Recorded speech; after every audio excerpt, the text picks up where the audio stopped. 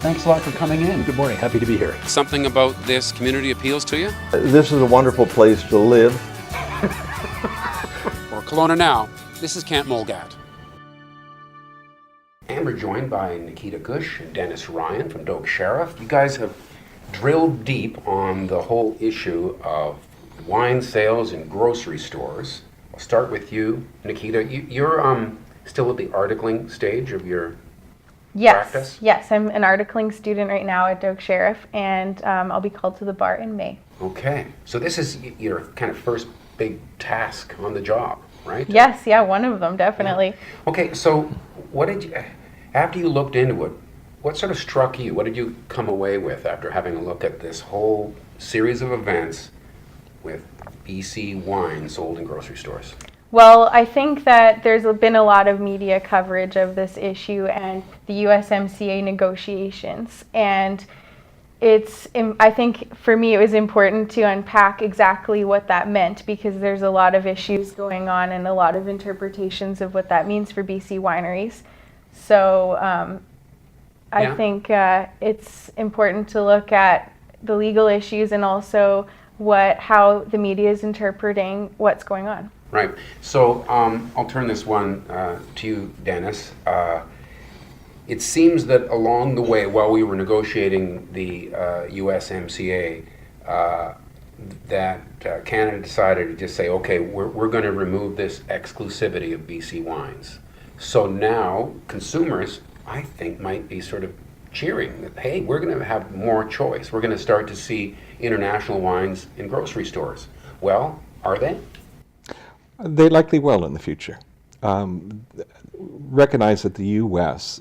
Challenged Canada's position on the exclusive shelf sales of BC wines only at certain grocery stores.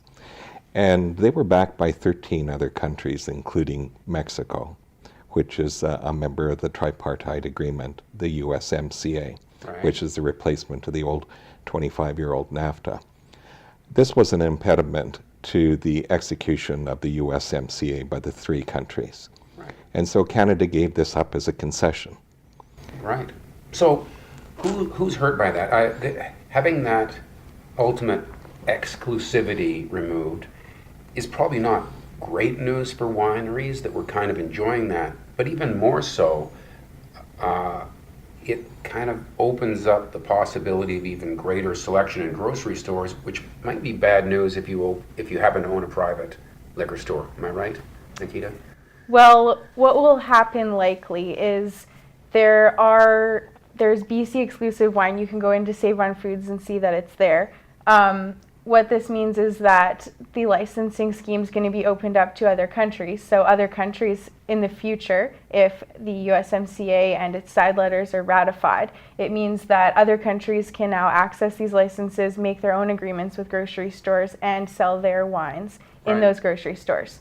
So that's what it will likely look like. So this is a future with greater and greater presence of wine, domestic and soon perhaps foreign wines as well.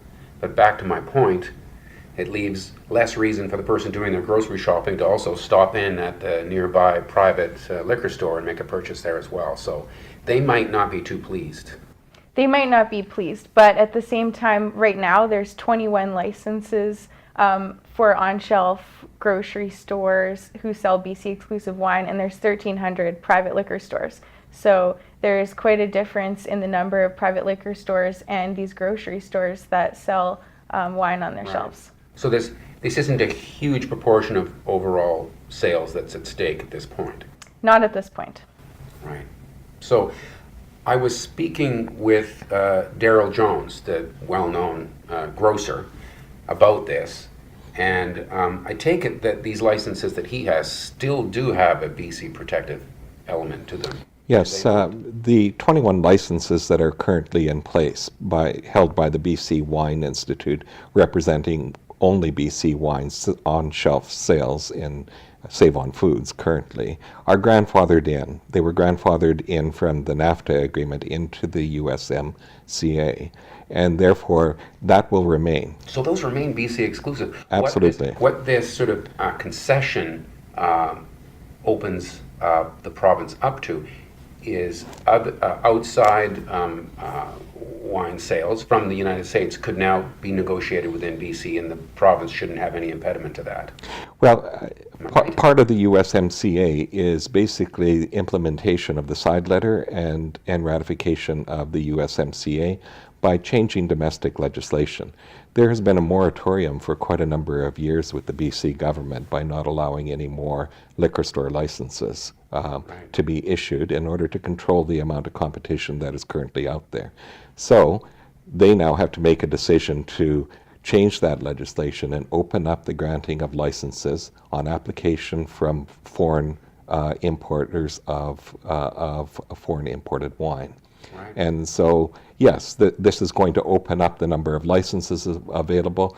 It's certainly going to have an impact because if other retail outlets are going to start having on-shelf sales of foreign imported wine, both from the US and Australia, New Zealand, etc., then people going grocery shopping will pick up their wine likely within the grocery store and will not be stopping in the same shopping center into a private liquor store in order to get their wine. Right. So that is going to be the biggest impact, I feel. Right. So I know you didn't consult a crystal ball at any point in putting this together, but when do you think I'm going to walk into a BC grocery store and see California wine?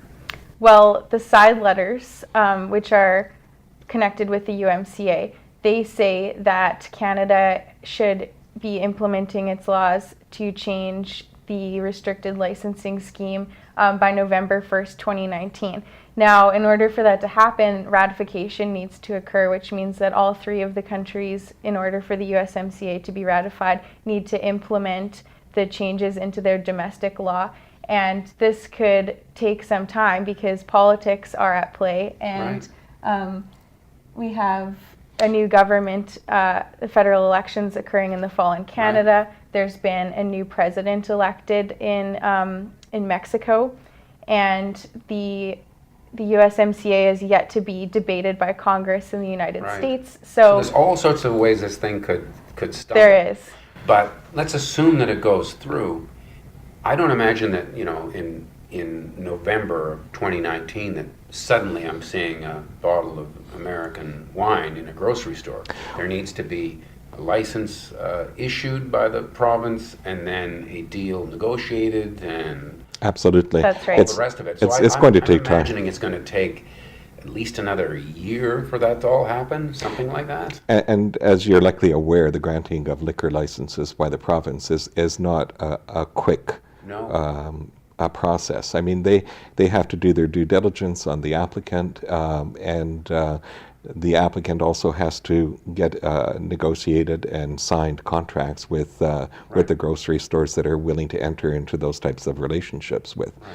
Also, the applicant is not going to be individual wineries, because I doubt very much that just one winery is going to want to negotiate a license for the sale only of their wines produced in that winery. So unlike British Columbia, that has the BC Wine Institute representing a number of BC wineries, I think that there's going to have to be some collective scheme whereby different wineries in the Sonoma Valley and Napa Valley and New Zealand, Australia are going to have to collectively get together and then make their presentation and application for a license. Which the equivalent in BC would be the BC Wine Institute. Yes. Right. The other thing is, and I think bottom line, most people, they don't have a liquor store or a winery. They're still wondering, okay, so when's it going to change? When am I going to see greater selection? And I know one area where there's great impatience is right around metropolitan Vancouver, where none of these grocery stores so far none of these licenses have yet been installed. And you can imagine, Kent, if you were a foreign wine producer, that's the market that you'd want to hit. You'd want to hit Vancouver, Victoria, right? And well, absolutely. Right in Vancouver proper, there's none. So, yes. So does this open up the possibility of a breakthrough there? I have no doubt that it will. Yeah.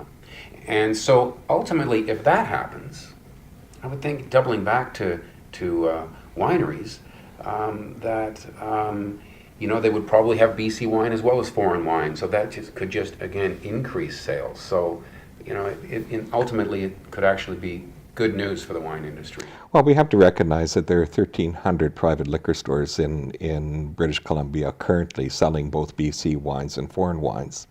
And so nothing is going to change except that number might go up. Is it going to go up by 100 additional licenses? I highly doubt it. We have over a number of years had the ability to get 29 licenses, only 21 of which have been issued to the BC Wine Institute to date. Right. And so, and the BC government has been very conservative in ensuring that that not too many of these licenses are given so as to put an uncompetitive edge into the marketplace. Right. I should, full disclosure, mention that I'm personally involved in the wine industry. Did you consult with people in the wine business when you're putting this together? Well, we did reach out to some wineries, and ultimately we had a conversation with Miles Prodan, the CEO Right. of the BC Wine Institute. Was there any tone there we got thrown under the bus on this? Absolutely not. No, yeah. No. I think it was a fait accompli that they recognize. It's disappointing, but it's not going to really impact negatively upon the BC wine industry. And listen, the BC Wine Institute has 21 licenses. They know that people that are coming into the interior and going shopping and wine tasting, etc., are out looking for BC wines. They're not going to be looking for a New Zealand wine or a US wine, typically, if they're in the region. Yeah. Okay. So we don't need to worry. Well, I think one of the bigger challenges would be the interprovincial trade of BC wines. That is the biggest handicap, but unfortunately, these are provincial mandates under the Constitution, and Alberta, Ontario, they're not going to be changing their taxation policies anytime soon in order to restrict the interprovincial trade of wine. Sounds like a good one for Nikita to work on next. Yes, Absolutely. the next article. I really appreciate you guys coming in to tell us about it, Nikita. Thank you. Thanks for Dennis? having us. Kent, thanks. Thank you for watching Kelowna Now.